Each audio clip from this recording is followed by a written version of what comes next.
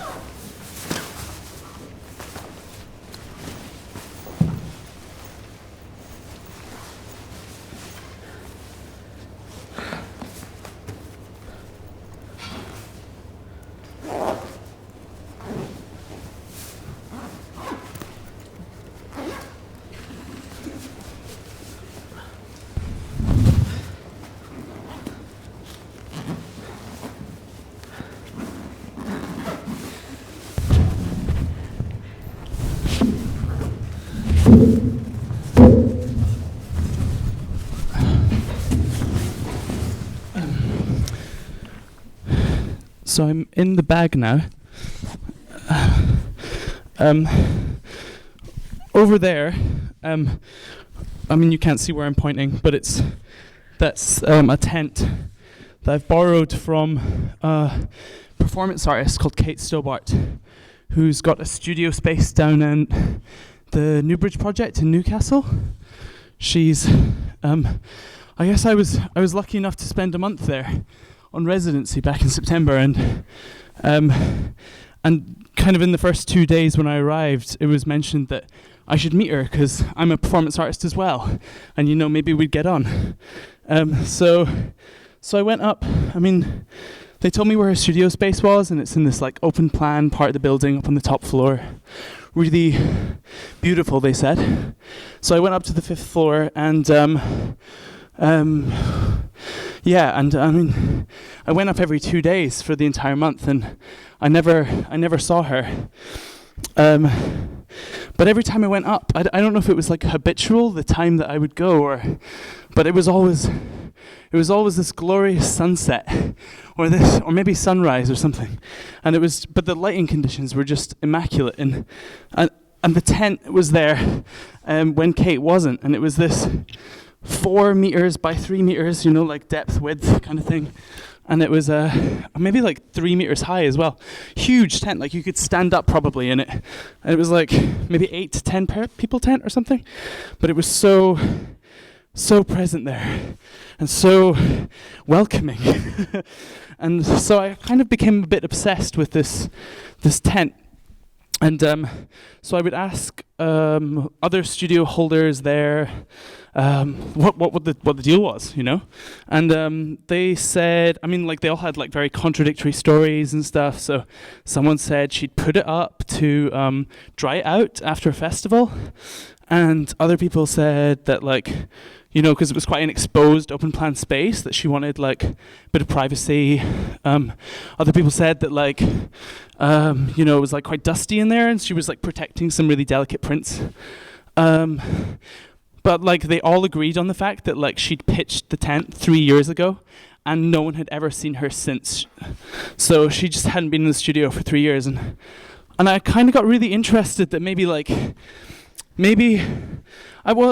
just kind of confused, like why maybe this myth had developed, or what was interesting, and why some studio members were getting a bit infuriated by the fact that the tent was there, and maybe their friends weren't getting a studio space either on this super lush 5th floor studio space with great views over, the quayside in Newcastle.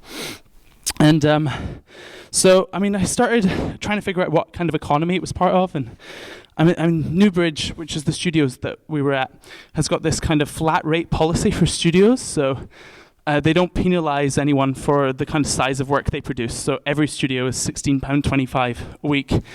And so I started with the math, as I don't usually do, but so I was trying to figure out how much money this tent was costing to upkeep or maintain, and it was £16.25 a week times 4 for every month. It would be £65. For a year, it was £845, and for the 3 years the tent had been pitched, it would have been £2,535. And I was kind of like, I was kind of like, well, kind of blown away by why this tent was still there, what it meant. So from that kind of economy, I was thinking about maybe how it entered into other economies, like in terms of like the art economy, how it entered into like a contemporary art economy of like representation or something, and like how it fitted into stuff like about Phelan, how it's fitted into stuff about Stanislavski as well, in terms of like its presence being true to its character as a tent, but not really existing as an event, but existing kind of longer than that.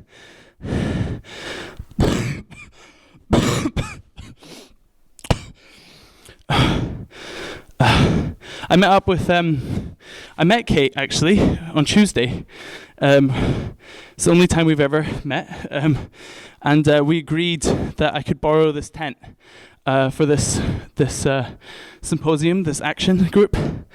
One of the conditions that we agreed upon was that I wouldn't pitch the tent inside, because actually the tent was so dusty, it needs dusting before getting pitched inside. She was worried about the audience. And actually most of the dust, I think, is in this bag with me. I'm also very aware how much I'm sweating and how much condensation is gathering on the inside of this nylon. But yeah, so I was just super fascinated by like how and why and what this thing was. So and what kind of surface it performed in the studio, what kind of anger it was, creating amongst the studio holders, and how it was fitting into some kind of like art world context, what kind of object it was floating around, like Pamela Lee or Pascal Gill talk about, objects, and then I was like, God, Gordon, shut up, you're such like an academic. And then, there was just so many things, and like I just loved it, and it was blocking everything, and it was stopping everything, and it was this argument against growth, and it was like a haunting or something. It was like a custodian, it was a guardian, it was. It's actually very dusty in here, so I think it's time for me to come out the back.